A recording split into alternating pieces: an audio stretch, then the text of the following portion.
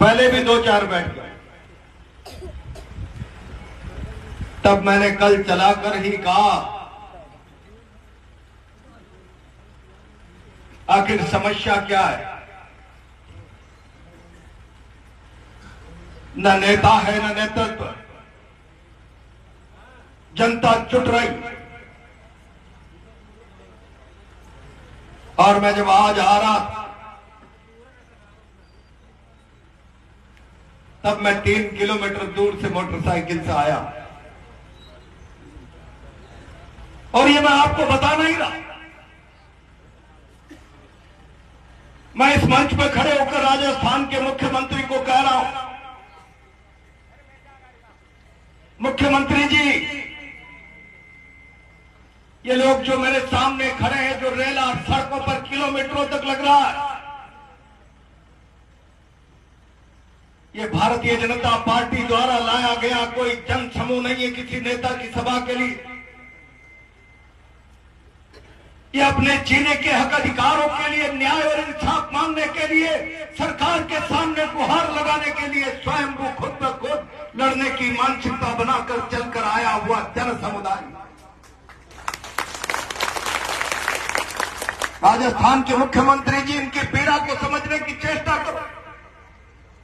मैंने कल परसों आपका बयान पढ़ा था, नवनेरा बांध भर गया, बीसलपुर बांध भर गया, प्रकृति की कृपा हो रही, राजस्थान की धरती सच्चे श्यामला बनेगी, राजस्थान खुशहाल होगा।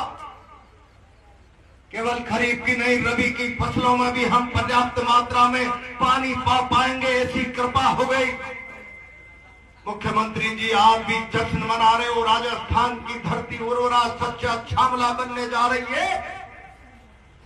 और 76 गांव का व्यक्ति अपनी जिससे श्यामला उर्वरा धरती छीनने की चिंता में चिंताग्रस्त होकर सड़क पर बैठा हुआ। कौन करेगा इसकी चिंता का समाधान? एक तरफ राजस्थान का किसान खेत में फसल बो रहा है, सपनों का ताना बाना बुन रहा है, पानी ठीक है, फसलें ठीक होंगी, सरकार भी गान गावे, बांध भर रहे हैं, पानी ठीक है, राजस्थान खुशहाल हो। हम चाहते हैं सारा राजस्थान खुशहाल हो, लेकिन उस खुशहाल राजस्थान का एक हिस्सा बदनसीबी पर नहीं रोके, अपने सामने आने वाली चुनौतियां खतरा बनकर भय का वातावरण उनके जीवन में उपस्थित नहीं करे। डोंगरी बांध भय का कारण बन गया। मैंने आज कुछ लोगों से बात की,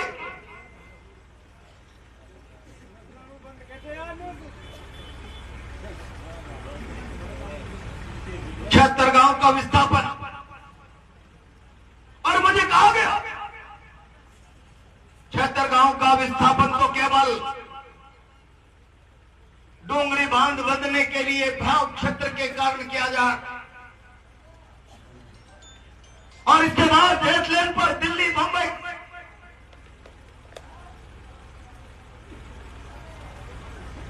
एट लेन के चारों तरफ इंडस्ट्रियल कॉरिडोर, औद्योगिक गलियारा बनाया जाएगा, और उस औद्योगिक गलियारा में न जाने कितने किसानों के सपनों को उजाड़ दिया जाए। मैं आज बहुत जिम्मेदारी से यहां से राजस्थान के मुख्यमंत्री को और मोदी जी को कहना था, विकास के नाम पर किसी को अपने घर से, परिवार से, संपत्ति से, पशुधन से महरूम करना शासन को लगता है हम विकास के रास्ते पर आगे बढ़ रहे हैं। लेकिन जब किसी का मकान टूटता है, किसी का पशुधन गांव छूटता है, तब पुरखों की विरासत से उसका बंधन टूटता है। न जाने कितने सपने टूटते हैं, न जाने कितनी सुनहरी यादें, न जाने कितनी पीढ़ियां उसके परिवार की वृद्धि हुई है, वहां पर मंगल गीत गाए गए, वहां पर न जाने कितने लोग पैदा हुए हैं, किसी के हाथ मिले हुए हैं, वो सारी यादों का खून होता है मुख्यमंत्री। और ये चिंता आज की नहीं, विकास के नाम पर लोगों की जमीनें छीनने वाली सरकार से कहना चाहता, लोगों की कराहटों पर, लोगों की तकलीफों पर, लोगों की दुख भरी दास्तां के ऊपर तुम विकास की इमारत खड़ी करना चाहोगे।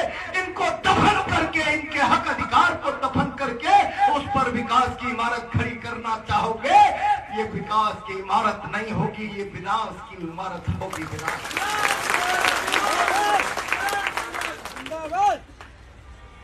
1894 में अंग्रेजों ने कानून बनाया था, हम रेल लाइनें बिछाएंगे, सड़कें बिछाएंगे, कुछ और करेंगे, देश के किसानों की जमीनें छीनेंगे। अंग्रेज से छीन सकते, लेकिन राजस्थान में तो जब revenue, land revenue, forest act अंग्रेज लेकर आए तो शायद उनको पता नहीं होगा जल जंगल जमीन आदिवासी की है। मानगढ़ की धरती पर आदिवासी भील उमड़कर खड़ा हो गया गुरु गोविंद के नेतृत्व में। फिरंगी सरकार की संगीनें कम पड़ गई, जलियांवाला कांड से बड़ा कांड मानगढ़ की धरती पर हो गया, लेकिन विदेशी सल्तनत के सामने घुटने टेकने के लिए आदिवासी तैयार नहीं। आज फिर आप कानून की जंजीर इनके पैरों में डालना चाहते हो। लगातार 1894 के बाद सरकारों ने जमीनों के छोटे छोटे अधिग्रहणों को लेकर कई स्टेट लेवल पर अलग अलग कानून बनाए। अभी कोई गोविंद जी कटारिया कौन कह रहे, हम नहीं भूले रणथंभौर के विस्थापन की दास्तां, हम नहीं भूले बिसलपुर की दास्तां को। मैं पढ़ रहा था कल परसों, बिसलपुर में 13 गांव विस्थापन के नाम पर लगभग 60-70 गांव को उजड़ना पड़ा, और 36 गांव ईश्वरदा के आज भी ऐसे हैं जिनको मुआवजा नहीं हुआ। सरकार के सामने मुआवजा मांगते मांगते दर दर की ठोकरें खाने के लिए मजबूर हो गए। तब मैं बहुत समझदारी से कहना था, 2013 में मनमोहन सिंह जी की सरकार ने अंग्रेजों के समय से चलने वाले 1894 के भूमि अधिग्रहण बिल को समाप्त करके कह दिया, जिस फसल जमीन के अंदर 2 फसल लगातार होगी, दुनिया के किसी भी कानून और किसी भी जरूरत के लिए उस जमीन का अधिग्रहण नहीं किया जा सकता। नहीं एक्ट बना दिया 2013 का। लेकिन आपने देखा 2014 में शासन का सिनेरियो बदल गया। आज हिंदुस्तान के किसान के सामने चुनौती है, परेशानी। मैं बहुत जिम्मेदारी से कह रहा हूं, यह हिंदुस्तान के किसान को समझने की आवश्यकता है। मैं इनको रुकवा दो ना थोड़ी देर, हॉर्न वालों, इनकी गाड़ियां बंद करा दो।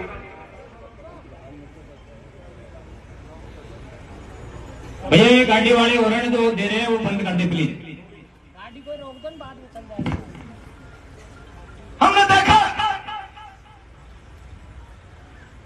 स्वामीनाथन आयोग की सिफारिश से आ गई, हिंदुस्तान का किसान एमएसपी की गारंटी के लिए सड़कों पर आ।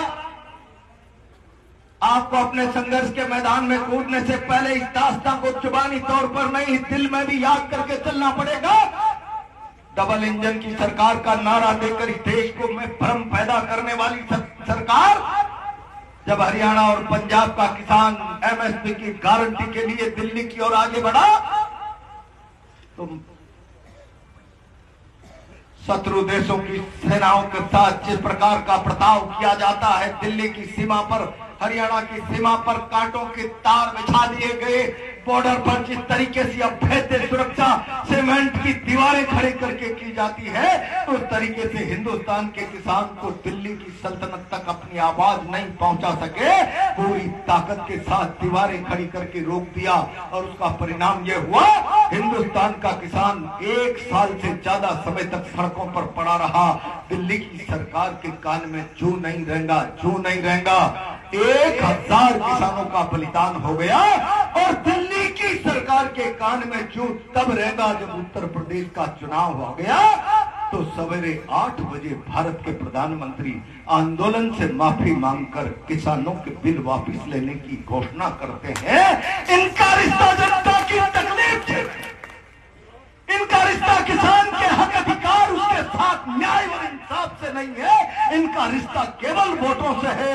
वोटों के लिए किस प्रकार से इस मुल्क को भरमाया जाए, किस प्रकार से बेवकूफ बनाया जाए, वोटों के लिए माफी भी मांग लो और वोट निकल जाए तो हिंदुस्तान के किसान को अपने हाल में मरने के लिए सड़कों पर छोड़ दो। 1000 लोगों का बलिदान हो जाए, 1000 लोगों का। आपको दृढ़ता के साथ ये विचार करना पड़ेगा, ये विचार करना पड़ेगा। ये किसान कानून यूं ही नहीं आए, ये किसान कानून आए थे मोदी जी के एक्सपोर्टर निर्यातक मित्रों ने कहा था हमको निर्यात करने में अलग अलग फसलों की वैरायटी में अलग अलग कलर में परेशानियां आती है। अगर हम 1-1 लाख कानूनन बीघा जोत हमारे पास ले लें किराए पर, तो फिर हम निर्यातक अच्छे तरीके से बनकर पैसा अर्जित कर सकते हैं। अपने निर्यातक मित्रों की धन दौलत बढ़ाने के लिए कानून लेकर आ गए, इनको भंडारण के लिए अथाह जमीनें दे दी। और आज ये जो कॉरिडोर हो रहा है क्या है? मैं राजस्थान के मुख्यमंत्री जी से कहना चाहता हूं, हो सकता है ये किसान भ्रम में हो, मैं भी भ्रम में हूं। मुझे कहा गया है कि अभी ये जो डोंगरी बांध बन रहा है, ये न पानी पीने के लिए बन रहा है, न सिंचाई के लिए बन रहा है, ये इंडस्ट्रियल कॉरिडोर औद्योगिक परिसर के लिए वाटर रिजर्व टैंक बनाया जा रहा है। इंडस्ट्रियल कॉरिडोर औद्योगिक गलियारे के लिए कॉरिडोर बनाया जा रहा है। अब आपकी भावना का खून करके पूंजीपतियों की विकास की इबादत मोदी जी और भजन लाल जी अपनी कलम से लिखना चाहते हैं। अगर ये सच है, मुख्यमंत्री जी मैं चेतावनी नहीं दे रहा, आप तय करिए। 1 महीने से राजस्थान का डोंगरी क्षेत्र का किसान सड़कों पर बैठा है, चिल्ला रहा है, तुम इसकी अनदेखी किए जा रहे हो लगातार। अगर ये सच है तो बताइए, अगर इस बांध में से इलाके के लिए पीने और सिंचाई के पानी का प्रबंध नहीं और केवल धन्ना सेठों के औद्योगिक गलियारों के लिए ये है, तो मैं आज इस मंच से घोषणा करता हूं, मुख्यमंत्री जी बहुत सरकारों के सामने संघर्ष किया है, आप तो नाम मात्र की सरकार चला रहे हो। दूध का दूध, पानी का पानी, इनको बताइए वस्तु स्थिति, नहीं तो जरूरत पड़ी तो ईंट से ईंट आपकी बजा देंगे। ये मैं कहना, क्या करना चाहते हो आप? 2-2, 4-4 गांव उजड़ते हैं, पीढ़ियों तक उजड़ने का दंश नहीं झेला जाता। 250-250 गांवों को आप यहां से विस्थापित करोगे और 250 गांव अपने पशुधन को लेकर इतना बड़ा कारोबार लेकर उनको जमीन जायदाद कहां दी जाएगी, कहां शिफ्ट होंगे? क्या आप इस इलाके में छपनिया अकाल लाना चाहते हो? जब छपनिया अकाल आया था तो अपने पशुधन को न चारा है, न कुछ है, न व्यवस्था है, तिलक लगा लगा कर, पैर पूज पूज कर, रो रो कर घर के मालिकों ने अब भगवान के हवाले तुझे कर रहे हैं। हमारे बस की बात नहीं है। क्या तुम जानबूझकर डोंगरी क्षेत्र के लोगों के सामने आर्थिक रूप से छपनिया अकाल के हालात खड़ा करना चाहते हो? जाओ, तुम्हारी जमीनें छीनी जा रही है, तुम्हारे जानवरों को बेहाल बदहाल किया जा रहा है और कोई तुम्हारे विस्थापन की भी कोई योजना नहीं। क्या तुम्हें पैकेज देंगे? क्या तुम्हें समृद्ध और शक्तिशाली रूप से विस्थापित करने के बाद तुम्हारे जीवन में क्या बेसिक बदलाव लाया जा सकता है? कोई योजना नहीं, लोग भयग्रस्त। और मुख्यमंत्री जी, मैं बहुत जिम्मेदारी से कह रहा हूं, रुक जाइए, मैं बहुत जिम्मेदारी से, ये जो मेरे सामने व्यक्ति बैठा, ये कोई प्रहलाद गुंजल का भाषण सुनने नहीं आ रहा, या किसी मुख्यमंत्री, प्रधानमंत्री या किसी दल के नेता का इंतजार नहीं कर, ये भय के कारण आया। और जब प्रजातंत्र में जनता भयग्रस्त होती है तो संविधान की आत्मा रोती है। सरकारें प्रजातंत्र में जनता की सुरक्षा की गारंटी है, भय का कारण नहीं बननी चाहिए। सरकार का एक एक कदम जनता में सुरक्षा का भाव पैदा करने के लिए, न्याय और इंसाफ के लिए होना चाहिए।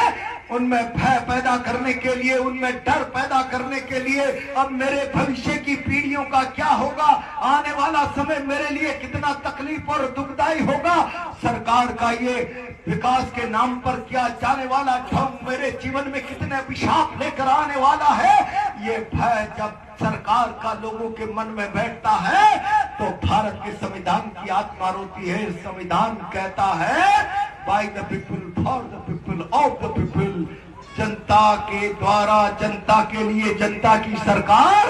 और यही संविधान की ताकत है, यही सरकारों की ताकत है, ये जनबल ताकत है, जनविश्वास ताकत है। इनके भरोसे का कौन मत करो, भरोसे को भय में मत करो, नहीं तो इस डोंगरी बांध की जगह किसी गंगा जी में आपकी सरकार को उखाड़ कर फेंक देंगे।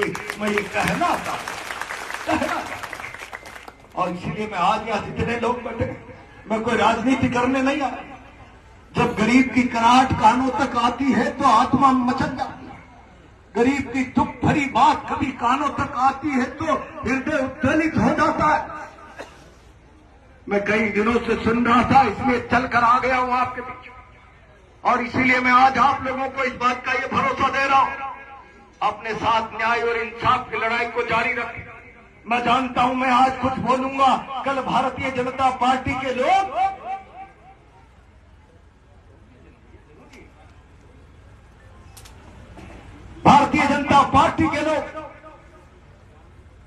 ईआरसीपी तो 10 जिलों का प्रोजेक्ट, प्रहलाद कुंजन जैसा राजनीतिक क्षेत्र का व्यक्ति इस राजस्थान के महत्वाकांक्षी प्रोजेक्ट का विरोध कर रहा है। मैं राजस्थान के मुख्यमंत्री से कहना था, मुख्यमंत्री जी मैं ईआरसीपी का विरोध नहीं कर रहा हूं, मैं विकास की किसी महत्वाकांक्षी योजना के खिलाफ नहीं।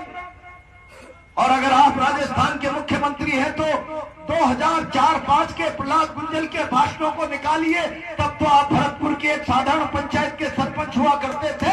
तब मैंने कहा था चंबल बेसिन में बहकर जाने वाली नदियों का पानी यमुना जी में जाता है, राजस्थान प्यास से तड़पता है, राजस्थान की उर्वरा धरती सिंचाई के बिना महरूम रह जाती है। किसान मेड़ पर देखता है, अगर मेरे खेत में भी कल कल करता हुआ धोरा बहता चला आता किसी नहर का, किसी समुद्र बांध का, तो मेरी सच्चे श्यामला धरती मेरे पेट को पालने के लिए मुझे सहायता करती, मुझे मदद करती। तब मैंने कहा था रोकिए चंबल बेचन की नदियों के पानी। 2005 विकास का नजरिया हमारा, लेकिन विकास बहुमत के आधार पर नहीं चलता। 1000 लोगों का विकास करने के लिए 10 लोगों का गला काट दिया जाए, 10 जिलों के साथ न्याय के लिए 250 गांव की जिंदगियों को उजाड़ दिया जाए, इनके साथ नाइंसाफी कर दी जाए। ये विकास का रास्ता नहीं, ये न्याय और इंसाफ का रास्ता नहीं। और इसीलिए मैं मुख्यमंत्री जी चेतावनी देके कह रहा हूं, यहां की समिति के लोगों को बुलाओ कि रोडीलाल जी आप ताकतवर नेता, शायद आप ही की विधानसभा उन्हें की है।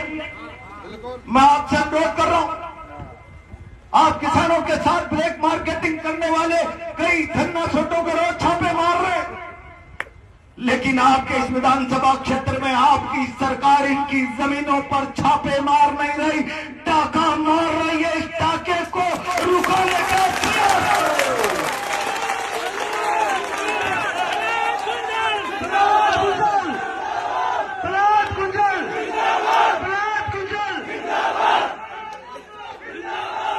रोडीलाल जी आपकी सरकार डाका डाल रही है, डोंगरी क्षेत्र के लोगों के भविष्य के सपनों के ताने पाने पर डाका डाल रही है।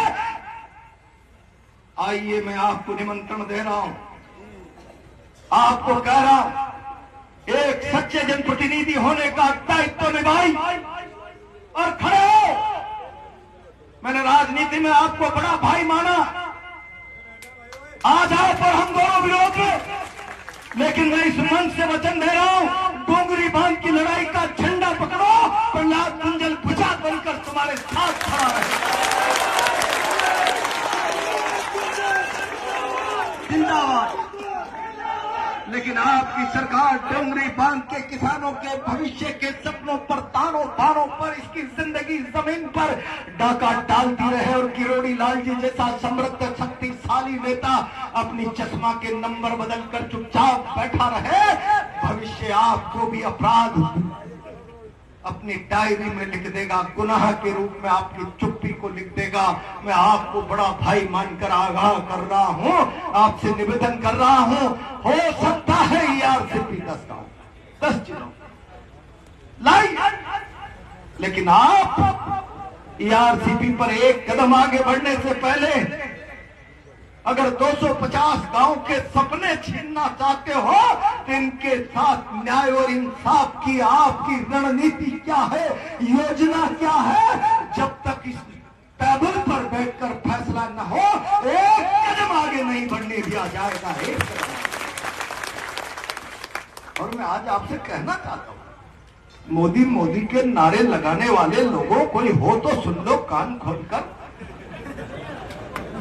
पंजाब और हरियाणा का 1000 किसान अपने हक अधिकार के लिए दिल्ली की सड़क के किनारे संघर्ष करता करता मर गया। और 2015 में जब भूमि अधिग्रहण कानून को संशोधन किया तो मनमोहन जी ने कहा था 70% किसानों, 80% आदिवासी क्षेत्र के लोगों की सहमति के बगैर कोई सरकार भूमि का अधिग्रहण नहीं कर सकती। जब तक जन पंचायत में 80% आदिवासी क्षेत्र में, 70% आम क्षेत्र में जब तक सहमति नहीं बन जाती। मोदी जी पता ही नहीं इस मुल्क। मैं तो आज कानून पढ़ रहा था, मेरे साथ कोटा से एक विद्वान अधिवक्ता हरीश शर्मा आए हैं। मैं उनसे कह रहा था जरा देखिए, ये मनमोहन सिंह गवर्नमेंट का एक्ट मेरे हाथ में है, 2013 के भूमि अधिग्रहण अधिनियम में लिखा है गांव की सहमति के बगैर भूमि अधिग्रहित नहीं हो सकती। तब वकील साहब ने निकालकर मुझसे कहा 2015 में मोदी जी ने उसके ताला लगा दिया, काला फेर दिया। हम जब चाहेंगे जब हमारे पूंजीपति मित्र अडानी अंबानी की फैक्ट्रियां बनाने के लिए किसानों की जमीन छीन लेंगे। इसके लिए कोई सहमति की जरूरत नहीं है। क्या अभी मोदी मोदी लगाने की जरूरत है? और इसलिए खम ठोक कर चुनौती दो। आओ, जब तक हमारे साथ न्याय और इंसाफ की बात इस सदन पर बैठकर तय नहीं हो जाती, डोंगरी की दिशा में एक कदम बढ़े तो इलाके के लोगों की लाशों पर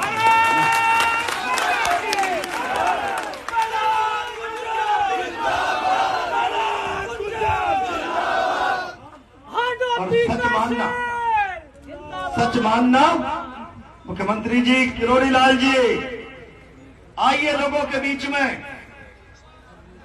क्या है आपका विकास का महत्वाकांक्षी एजेंडा, सपना, और उसके बदले में विकल्प क्या है बताइए। और अगर मोदी जी के केवल औद्योगिक घरानों को समृद्ध शक्तिशाली बनाने के लिए उनके विकास की इमारत की बुनियाद में मेरे किसानों की सपनों की हत्या है, केवल और केवल इंडस्ट्रियल गलिया, औद्योगिक गलियारे, इंडस्ट्रियल कॉरिडोर के लिए रिजर्व वाटर टैंक बन रहा है, तो मैं आज इस मंच से कह रहा हूं, मेरी पार्टी से मैं परमिशन लूंगा और आपकी लड़ाई में कंधे से कंधा मिलाकर आपके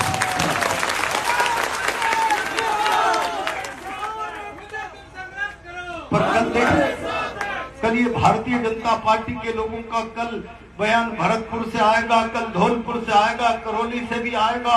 10 जिलों की महत्वाकांक्षी परियोजना का विरोध कांग्रेस के नेता प्रहलाद गुंजल ने करना शुरू कर दिया। मैंने किसी महत्वाकांक्षी योजना का नहीं, आपकी महत्वाकांक्षी योजना में मेरे डोंगरी के 250 गांव के परिवारों के सपनों का खून हो रहा है। उसके साथ न्याय की बात की, उसके साथ इंसाफ की बात कर रहा है। और जब तक आपके पास उसके साथ न्याय और इंसाफ का एजेंडा स्पष्ट नहीं होगा, आ जाओ। कितने तोप तमंचे हैं, कितनी ताकत है, कितना हौसला है। किसान जब हाथ में चेड़ी लेकर निकलता है ना, तो पुलिस के डंडे की एक चोट लगती है, चेड़ी की 2 लगती है। मुख्यमंत्री जी कहना चाहता, हमारा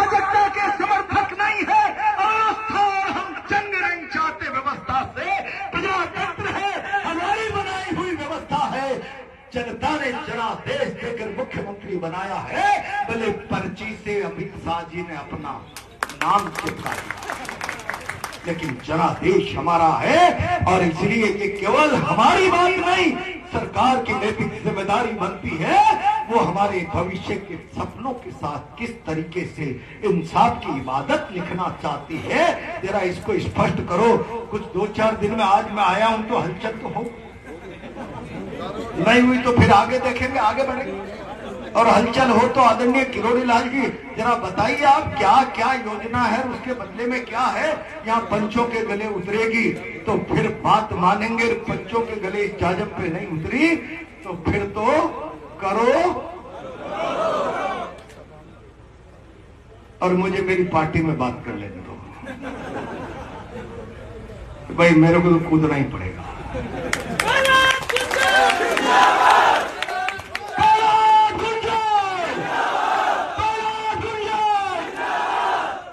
पर कल 10 जिलों की बात करके प्रहलाद गुंजन के बयान का विरोध छपाने वाले लोगों से मैं एडवांस में कह रहा हूं, क्या तुम्हारे कानून की किताब में ऐसा लिखा है 1000 लोगों के साथ न्याय करने के लिए 50 लोगों का गला काट दो। यह विधान की व्यवस्था है, यह न्याय और इंसाफ का रास्ता है। प्रजातंत्र में न्याय 1000 को मिले ना मिले, एक आदमी के साथ अन्याय नहीं होना चाहिए, ये हमारी संविधान की आत्मा कहती है। और मोदी जी, अमित शाह जी, भजन लाल जी, तुम संविधान की आत्मा में खंजर मारो। संविधान की आत्मा को जर्जर मत करो, जख्मी मत करो। मैं इस मन से चुनौती दे रहा हूं, फिर कह रहा हूं, ये दुखी आत्माएं मेरा भाषण सुनने नहीं आए, इनके दुख में प्रहलाद गुंजन की बात से मल्लम जरूर लग रहा है, लेकिन इनके साथ इतनी नाइंसाफी मत करो। सरकारों का काम भय पैदा करना नहीं, सुरक्षा की गारंटी देना, सुरक्षा के भाव पैदा करना। आप बच नहीं सकते आपकी सरकार के किसी कदम से। अगर इलाके के एक आदमी में भी भय पैदा होता है तो सरकार का भय मंत्रिमंडल का पूरा जिम्मा है। आप बताओ अगर डुंगरी में क्या कर रहे हैं, भय में रखना चाहते हैं या सुरक्षा देना चाहते हैं? यहाँ का बैठा हुआ गरीब किसान जिसकी यहाँ पीढ़ियां बदल गई, न जाने कितने वर्षों से सच्चे श्यामला उर्वरा धरती जिसने इसकी 50 पीढ़ियों को पाला है, इसके कई सपनों के दाने पाने पूरे किए, बेटी का ब्याह हुआ है, बेटियों का ब्याह हुआ है, न जाने कितने सपने इसी उर्वरक का माँ धरती ने पूरे किए हैं सपने। उसको मत छीनो, हमारे जो सपने पूरे हुए थे उनका खून मत करो, उनका खून मत करो। न्याय इंसाफ लिखो। हम 1 सप्ताह का टाइम सरकार को दे रहे हैं, आप कमेटी बनाओ, सरकार स्थिति स्पष्ट करे और फिर ये जाजम माने तो ठीक, नहीं माने तो जो जंग का ऐलान आप करेंगे मैं भी आपके साथ रहूंगा। बहुत बहुत